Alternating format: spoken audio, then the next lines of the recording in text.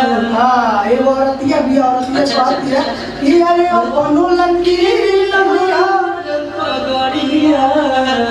किने ना दे दे पानी तो कुमार सैया देव नगरिया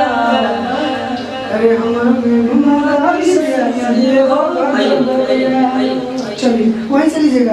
अरे हम अरे कोनो ले ला मजा वरम पगड़िया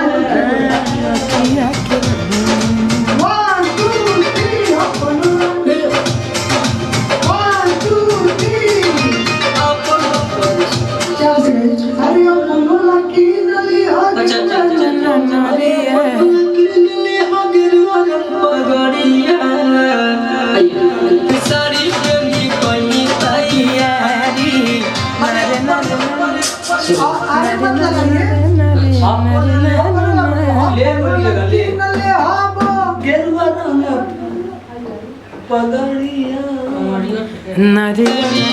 नरे साड़ी पहनी कोई तैयारी अपनो लकीली हाथ गेरुआ साड़ी पहनी कोई तैयारी अच्छा ये गेरुआ रंग साड़ी पहनी कोई तैयारी जाके राजा जल्दी से बुक कर दी गाड़ी। हाँ अरे अपनो खाते की नलिया लाला के पगड़िया अपने खाते की नलिया के द्वार पगड़िया अरे हमरो के घुमा दसिया जय हो बहुत बढ़िया जय हो बोल बड़ा क्या बड़ी भाई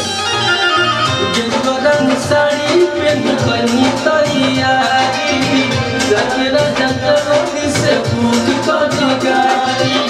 गेरुआ साड़ी पहनी कोई तैयारी जाके राजा जल्दी से बुक कर दी गाड़ी। अपन लाडे पगड़िया अरे अपनो लकी ले होगो गेरुआ पगड़िया एक औरत है औरतिया का भाव है औरतिया बोल रही है कि अरे अपनो लकी ले होगो गेरुआ पगड़िया अरे हमरो के घुमा दसिया देवा नगरिया अरे देखो न जात बारे सोर कवरिया आइए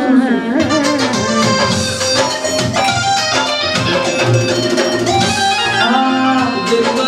साड़ी पहनी कोई तैयारी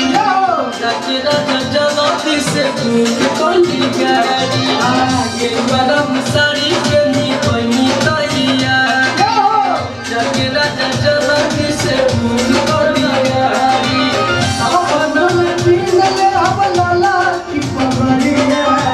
अपना लकीली हाला गेरुआ लड़की है चाहे गेरुआ रंग लेकिन उसमें काला अपनो ला अपनो लकीली हाला गेरुआ पगड़िया।